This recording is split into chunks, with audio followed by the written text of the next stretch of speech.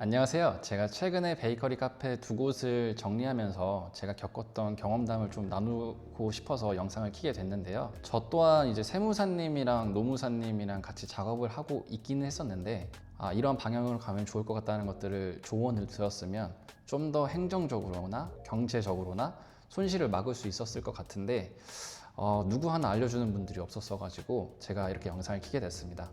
이게 어쩌다 보니 요즘에 또 폐업하는 분들도 많고 돈으로 환산되는 거나 세금적인 부분이거나 이런 것들이 조금 번거로운 작업들이 생길 수가 있는데 주의해야 될 사항에 대해서 말씀드리도록 하겠습니다. 먼저 제가 생각했었을 때 경험상 가장 중요한 부분은 폐업 날짜를 먼저 계산을 하고 거기에 세무 대리인을 쓰시고 있는 경우 같은 경우에는 세무사님이랑 이제 상담을 한 다음에 폐업 날짜를 정하시는 게 좋다고 생각을 하는데요. 만약에 저희가 이제 2월에 폐업을 한다고 하면은 2월 달 말일을 기준으로 이제 폐업 날짜를 정하시는 게 좋습니다. 뭐 이유는 좀 여러 가지가 있는데요. 부가세적인 측면도 있고 그다음에 이제 뭐 공과금을 처리하는 그런 것들, 그런 행정적인 처리가 가장 깔끔하기 때문인데요. 먼저 저희가 보통 이제 일반 음식점 같은 경우에는 이제 뭐 배달의 민족, 쿠팡이츠 등등을 사용하실 텐데요. 이런 그 배달 플랫폼 업체에서도 업무의 효율성 때문에 이제 세금 계산서를 보통 그 달의 말일로 이제 발급을 합니다. 그러다 보니까 저희가 이제 예를 들면 2월 중순에 폐업을 하고 뭐 사업자 등록증 폐지하고 영업신고증 폐지를 했었을 때 이게 후에 결국 세금 계산서가 나중에 발급이 되게 되면은 여기에 대해서의 세금 그 혜택을 조금 덜 받을 수 있기 때문에 폐업 날짜는 실제 내가 폐업하는 날짜랑 상관없이 그 달의 말일로 이제 계산하는 게 제일 좋고요.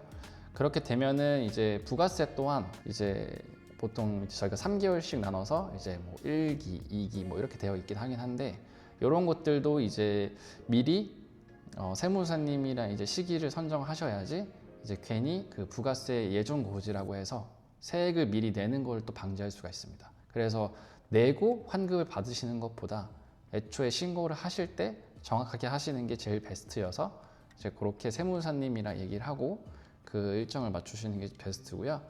그 다음에 이게 또 사업을 그냥 폐업을 하시는 경우가 있고 양도양수를 하는 경우가 있으신데 양도양수를 하는 경우에는 새로 들어올 임차인분이랑만 일단 먼저 계약을 하면 되기 때문에 이 부분은 사실 영업신고증이 좀 더 중요합니다. 그분이 영업신고증을 인수하실지 아니면 내가 이 영업신고증을 폐지하고 다시 그분이 발급받는지를 일단 먼저 결정하셔야지 이제 두 분 간의 이제 행정 처리가 조금 깔끔할 것 같고요. 그렇게 한 다음에 또 이제 폐업을 이제 진행하시면 될 것 같습니다.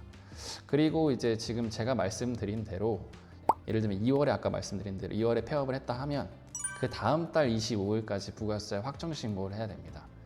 예를 들어 제가 2월 28일을 만약에 폐업 날짜로 정한다고 하면 2월 15일부터 예를 들면 매출이 없다고 하더라도 그 다음 달 3월 25일까지는 부가세 확정 신고를 해야 되고 소득이 없다고 하더라도 그 다음 해에 이제 종합소득세 신고도 또 해야 됩니다. 1월부터 2월까지 소득이 있기 때문입니다. 그리고 폐업을 2월 28일 했으면 요거는 좀 잘 놓치는 부분이 있을 수 있는데요. 왜냐하면 이건 기본 개인 사업자분들 같은 경우에는 그 4대 보험 자격 상실 신고를 놓치는 경우들이 있습니다.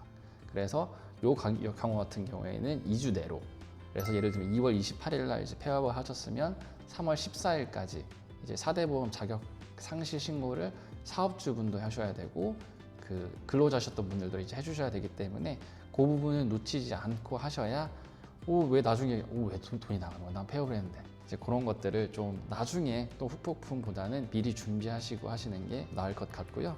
그 외적으로도 이제 포스 해지랑 이제 배달 플랫폼 해지 같은 경우들이 있는데 포스 해지나 이제 뭐 또 셀스코를 사용하셨다면 이제 계약 해지 같은 경우들이 보통은 2년, 3년 경우들이 되어 있습니다.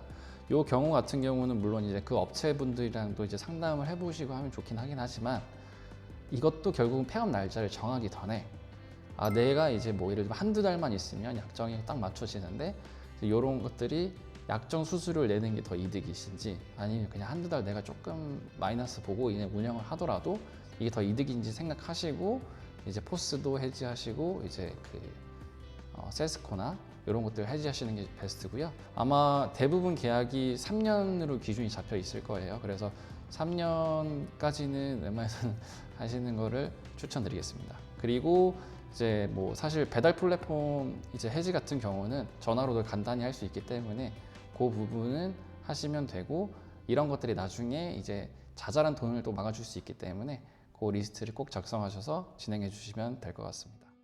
영상을 아직 이제 처음이다 보니까 좀 미숙한 부분도 있었기도 하고 말도 빠른 부분이 있었을 것 같긴 한데요. 이제 댓글로 이제 궁금하신 부분이나 혹은 또 뭐 메일로 보내주시거나 하면은 제가 겪은 경험담을 통해서, 그리고 정확한 정보들을 확인하고 나서 친절히 알려드릴 수 있을 것 같습니다. 오늘은 이제 폐업에 관련돼서 이제 영상을 남겨봤는데요. 그 향후에는 이제 저희가 창업부터, 그리고 이제 또 사실 이게 인터넷이나 이런 것 정보들을 검증하기도 좀 어려운 부분들이 있는데, 제가 직접 경험한 것들을 영상으로 풀어볼 예정이니까 구독하고 다음 영상도 기대해 주세요. 감사합니다.